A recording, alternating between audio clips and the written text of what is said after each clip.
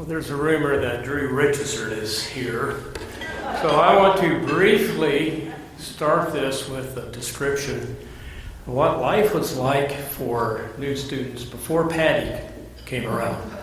I started my dive training in 1964, and my so-called certifying agency was the Georgia Tech Aqua Jackets. I still have a card from the Georgia Tech Aqua Jackets saying I can dive. Nobody will pay any attention to it, but I just want to let you know that before PADI came, their training techniques were not ideal. For instance, after I got out of my pool training, my first open water dive was really one for the books. First open water dive was 110 feet inside of a cave. My instructor had to actually unfoul me from cave lines, which had trapped me. So I guess he saved my life, but he was surprised to see me because he had told me I should never enter that cave. He put me out by myself, by my lonesome, at the depth of 50 feet and said, stay there. Well, I felt very nervous as a brand new novice diver. I had never been in the open water before, staying there. So I wanted to be with my buddies. And they had all left me, the new student, and gone down to the bottom of Morrison Springs. So I joined them. Fortunately, I survived. This is the month for Thanksgiving, and I want to thank God itself that we live on a water planet. As I watch Star Wars, I see a planet called Tatooine, which has no water at all, best I can tell. Thank God we don't live on a planet like that.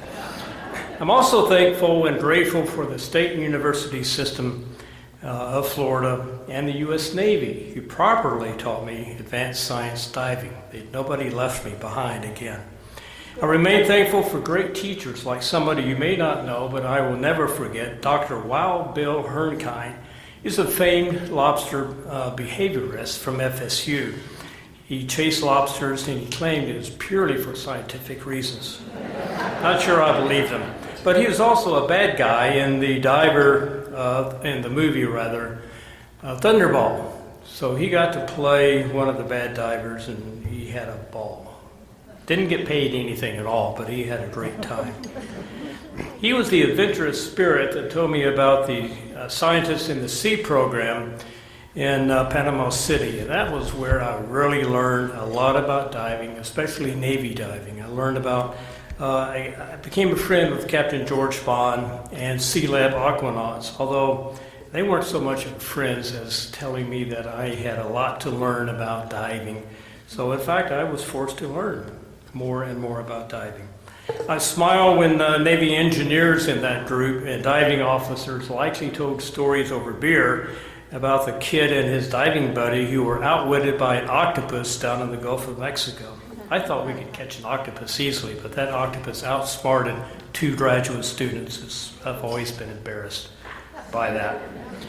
And I also thought when the Navy asked what they would do with the new ocean simulation facility at Panama City before EDU came down, I had the brilliant idea, since I was infatuated by octopi, I said, let's catch octopi and put them in the ocean simulation facility.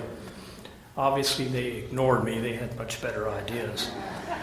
I am indebted to the Navy for taking me seriously when I later asked for a job. I'm grateful for the Navy sending me around the world. They said and thought I would be sciencing, but I was also diving at every opportunity. I'm also thankful for enablers like Michael Lang, who realized that I really needed to get away from the desk, get out of the office, and spend time with polar diving adventurers. He was absolutely right.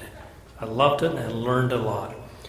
I am also grateful for great naval medical officers who are no longer with us, but who taught me much about diving physiology and underwater breathing apparatus, and who patiently listened to me when I told them about my paradigm-shifting discoveries. In reality, they weren't as paradigm-shifting as I thought they were, but they were very patient with me. I appreciate the opportunity also to witness the struggles of greatly talented women competing for recognition in science and engineering, simply because of their gender. Yet I rejoice when I see in the water those same women rise to full greatness. There is a reason why we celebrate the Women Divers Hall of Fame. I'm fortunate to know several of them, and I'm very appreciative to meet some of the women from Divers Hall of Fame during this visit. And lastly, I want to give special thanks to the person who recognized my career-long contribution, Dr. Lang, and who nominated me for this award. Likewise, I am overwhelmed with gratitude to the Academy, which made all this happen. I am humbled by your generosity. Thank you.